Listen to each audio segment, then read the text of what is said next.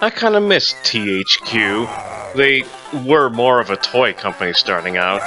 Fun fact, that actually stands for Toy Headquarters, but they published a couple of games that I really liked, and they had the good sense to have a humble bundle with most of their AAA games towards the end. But I digress. Here we are playing Banjo-Kazooie 1.5, Grunty's Revenge. Released in 2003 for the Game Boy Advance, shortly after the Rare buyout, but luckily we were able to get another Banjo-Kazooie game out of it. This is easily my favorite of the isometric platformers out there, and, well, I've heard some people say bad things about it, but I've played it all the way through at least. Well, not as many times as Banjo-Tooie, obviously, but definitely at least half a dozen times, so you could say that I enjoy it, and is it almost entirely because of the fact that it's a Banjo-Kazooie game? Well, I will say that it's a large portion of that. This cutscene is kind of funny because I sort of predicted this game, in a way. Not the whole Rare buyout and everything, but Grunty comes back as a skeleton in Banjo-Tooie, and I think, well, she's down to a head by the end of that game. What's next? Is she just gonna get put into a robot? And that's exactly what happens. Something ghost magic, we get this nice little pink sprite. It's adorable, I suppose. But yeah, now we have Mecha Grunty, and it's hilarious, and she's back to rhyming because she hasn't met her sisters yet in Banjo-Tooie. Oh yeah, by the way, this game also has time travel. Grunty's gonna go back in time and basically make it so that Kazooie and Banjo never met.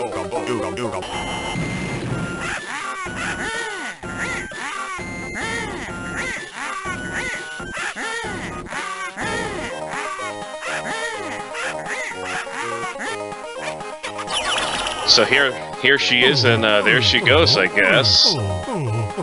We gotta get Kazooie back! In, like, the second or third level, just FYI. We actually go through an entire level without Kazooie. It's kinda crazy. And this game does have new moves, obviously, but it doesn't have the backtracking that you see in Tooie. Oh, by the way, did you know that Mumbo Magic also includes time travel? You'd think that would be something really useful to have at some point. But no, it's only ever used in this game, and we canned animation that'll definitely not get used later on in at least 2 or 3 different levels. I do like the purple and green stuff. It just reminds me of the Joker mostly. And I gotta say, this is a really nice Game Boy sound chip recreation of the theme from Spiral Mountain. And now we've got, like, a really old mole guy, which, if you look at the game's box art, this character looks even more terrifying than normal, but it's just, here's a mole that teaches you new moves. We're gonna have a different one of these for every game, save for Nuts and Bolts, but we don't need to talk about Nuts and Bolts right now, because we're about to start running around and collecting, and it's gonna be great. My gosh, can you stop talking? Thank you. So I am using a controller for this. I set it up with Visual Boy Advance. I would definitely recommend getting a controller just because it makes things a lot easier to move around in a 3D space, although you're still moving around based on inputs from a whatchamacallit.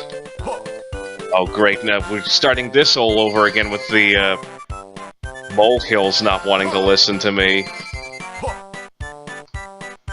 I can't remember if he told me something that I was supposed to press in front of the thing, but I know what that move is. We're just gonna schmaltz around a bit, I guess. One thing that I really like about Visual Boy Advance, the speed key is on a button, so I can speed up like all the time, and it's gonna be amazing. Also, the speed up key is really fast, so I'm gonna have to be careful with that. Oh, I'm an idiot. It's A, not B. I'm too used to the 64 games. You know, I never really said what this character's name was, but I don't think it's important because not even the characters I play as in this game will bother to remember it, because they'll just call him something different like almost every time they talk to him. Or maybe it actually is Buzzeye. I seem to remember Kazooie always calling him a different name, and I think I was intended to get Pack-Whack before getting that Jinjo, but as you can see, I was able to sort of cheat it. One thing I do love is that this move will remain with us even after... Oh, jeez. Hey, did you know that you can have honeycombs that can fill you up your life? Thanks. Thanks for that. Oh, right, I can speed up. Thanks, Self, for reminding me about the speed up key. Oh, this is gonna be fun. So yeah, Jiggy Wiggy's temple from Tooie makes an appearance. There won't be any puzzles to solve. Just this guy with this voice that maybe it's supposed to sound like a younger version of King Jiggy Wiggy. It's definitely nowhere near as low, but that also could have something to do with the Game Boy Advance. Alright, I'm just gonna speed through this dialogue because I am ready for some collectathon platforming here. Oh my gosh, I'm like over 5 minutes in and I totally forgot to introduce this by saying that we are now celebrating 1 year of this channel. I'm a little late in getting this up because the first video I uploaded was actually on August 23rd, 2016, but well, give or take about a year, and I thought, well, we started off with a Banjo-Kazooie game, why don't we do another Banjo-Kazooie game? So this has been a long time coming, and I'm excited to be able to bring it to you, and hopefully I won't have issues in my schedule coming up, and I'll actually be able to consistently upload for this one for once. Although, being a Game Boy Advance game, it does tend to lend itself better to shorter play sessions, like in a YouTube series, for example. So in case you weren't paying attention as I was speeding through that dialogue, the new move I just got from Bozo is just find some water with bubbles near them, press R, and then you go into a little, like, subsection of the level. It's neat. It's used in most of the levels. And I believe this one is climbing. Yeah, apparently you need to learn how to climb, which was... Oh, crap. Flew too close to the sun and pressed A too many times. What's this level even called again? I already forgot. Cliff Farm, that's it, alright. So as is the standard, we got 10 Jiggies and 100 notes and a variety of other things to collect along our way, and it is precisely what we are going to do. I haven't really played a lot of the isometric platformers. They were kind of a big thing back when the Game Boy Advance was current.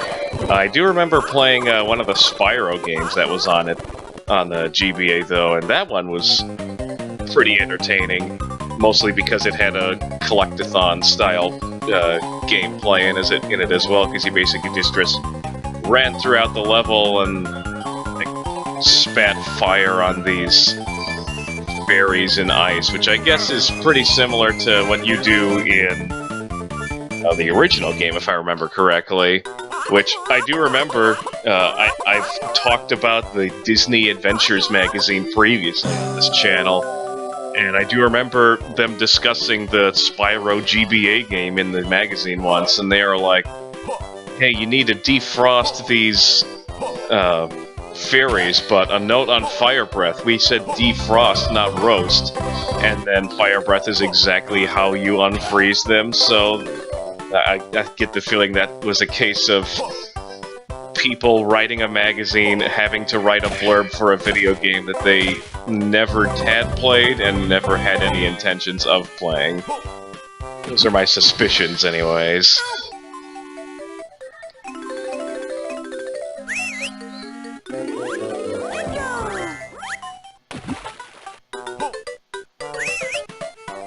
This game is just pure platforming bliss, it really is. I don't really know what else to say about it. If you're a person who's as insane of a Banjo-Kazooie fan as I am, and you haven't given it a try, I highly suggest it, especially since GBA games are relatively easy to find these days. And yeah, a word on that move with diving. You see the bubbles here, which it kind of looks like there's bubbles, but those don't count as bubbles that you can go in, and in fact this water is too shallow for me to even swim in, so I don't even know why I'm bringing that up, but essentially the existence of that, oh hey, you can access new areas by finding bubbles mechanic oftentimes has made me miss like whole areas and them being the only things I'm missing in a level because I forgot to check every single little nook and cranny of water in the game. Well, we're entering a new level, so I feel like this is a good place to leave off. So, until next time, catch you guys later.